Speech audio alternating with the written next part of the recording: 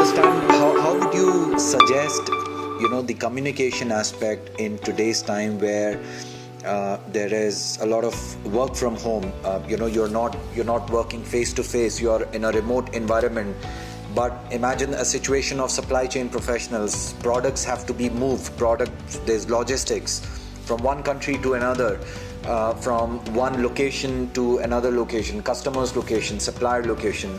So how do we manage all of this effectively in terms of communication when we are doing it within the supply chain domain and through the channels of online meetings? So how do we do that? Over to you, Soha. Absolutely. So remote work can really make communication much more challenging, and I've been there at some point, but emotional intelligence can still play a role as such. One tip, to be honest, to make sure that communication channels clear and well defined, and that expectations around responses time are communicated. So this definitely requires social skills and communication skills. It is also important to be mindful of the impact of written communication. We have to also remember this and to use the language that is quite respectful and professional, and to avoid any potential assumptions or negative interpretations. Another tip is to establish regular check-ins. So regular meetings or check-ins can really help to maintain connections. It provides opportunities to clarify doubts, and it keeps everyone updated on the progress, of course. Another tip is it's essential to practice active listening, like I mentioned earlier, by ensuring professionals understand what's being communicated, and don't hesitate to ask for clarification when required.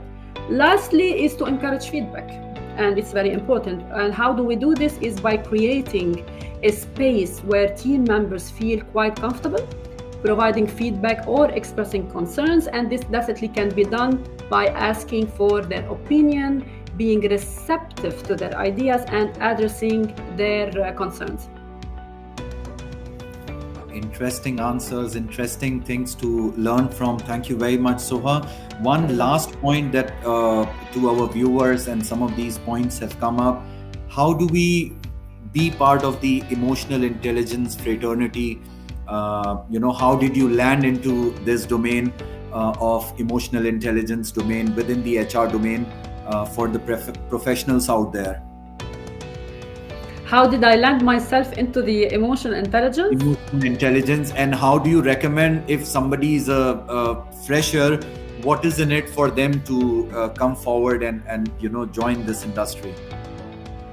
Oh, this is a long story. So I'm coming from an HR background. I worked with people for quite some time. I'm a person who likes working with people. I discovered the passion of emotional intelligence coincidentally, I must say. I wanted to be specialized in an area where I can help the others how to navigate their challenges, how to manage their emotions, and specifically when they face challenges or adversity, because I've been there. I was a person who was extremely emotional. I used to lash out. I wasn't patient by any means until I came across the emotional intelligence, and yes, I decided to delve or to enter the world of emotional intelligence. And by the way, I would like to say that emotional intelligence is not, it doesn't take you, like one session to develop your emotional intelligence. It's kind of like working on a puzzle. So it's all about figuring out and assembling different pieces. So it's about understanding yourself. The second piece is about to manage your emotions, and then working on your motivations, and of course work on your empathy and your social skills. So it's kind of a puzzle, I would say. Yeah, it takes some time and it takes efforts to fit all these pieces together, but it's worth it, trust me. Absolutely. So good takeaway points from Soha to all the viewers. And we still have quite a few questions, but in the interest of time, and our focus remains that we want to keep the discussions 15 to 20 minutes max, where we cover up maximum stories in that limited time.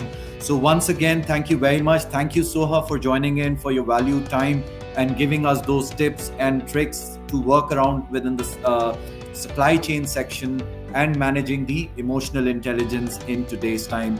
Thank you very much to all our viewers who have been together on various events with us, who have been together with us in this session as well, coming up with such interesting questions. We are going to bring in a lot more events, a lot more relevant subjects with you, how to navigate through within the supply chain and procurement domain. Thank you very much once again, everyone, for joining the Pro Talk show, which is sponsored by Chartered Buying. Thank you very much, everyone. Goodbye. Thank you, Faik, for having me. Goodbye. Thank you, Soha.